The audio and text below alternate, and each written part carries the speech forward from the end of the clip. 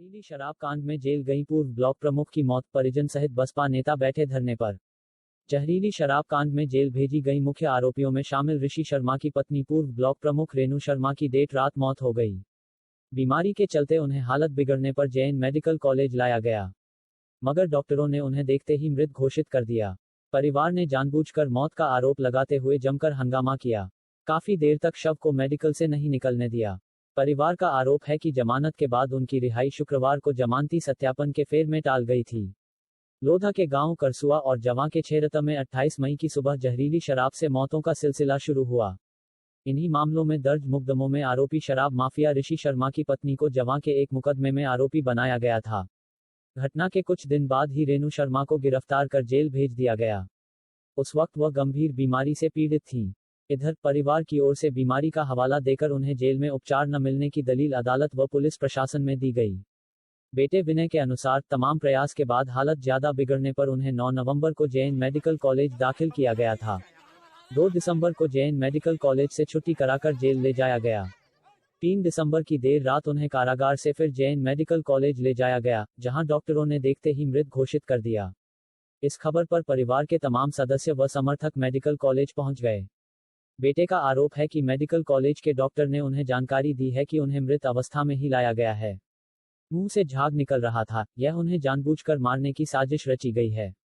बेटे के अनुसार उनकी मां की जमानत मंजूर हो गई थी।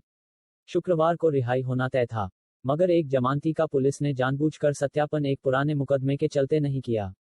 इसके चलते जमानती बदला गया और अब शनिवार को रिहाई हो सकती थी।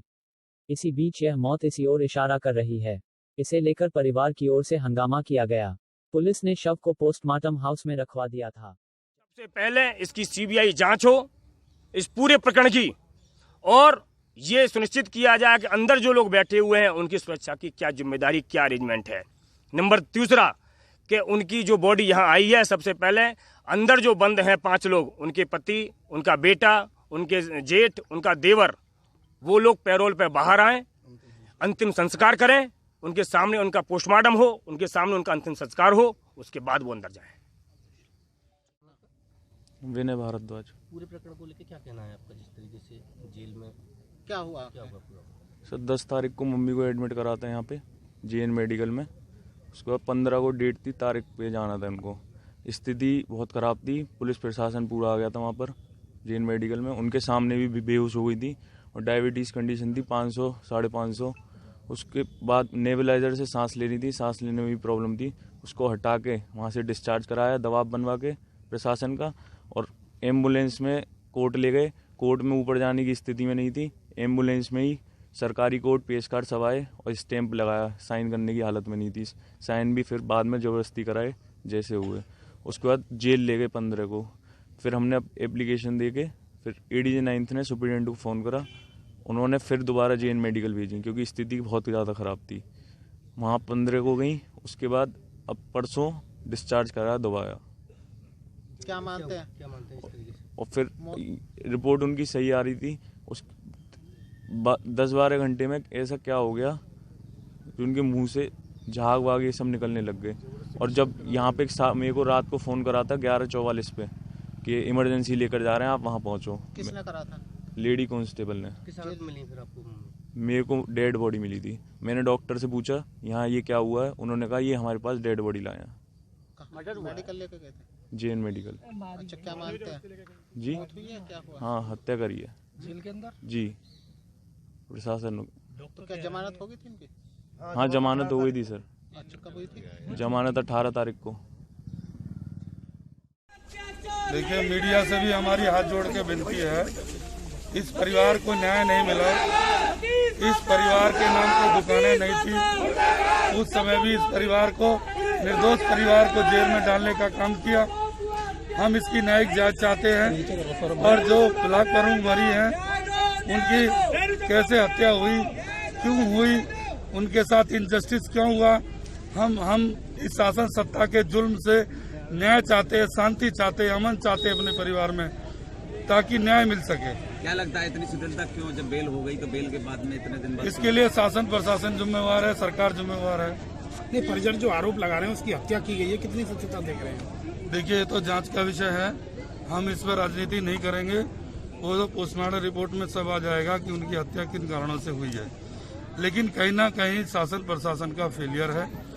लेकिन कहते हैं कि जालिम को कहाँ अपने सितम याद रहेंगे, मजलूम को बेजुल्म सजा याद रहेगी। कब तक रहेगा आप?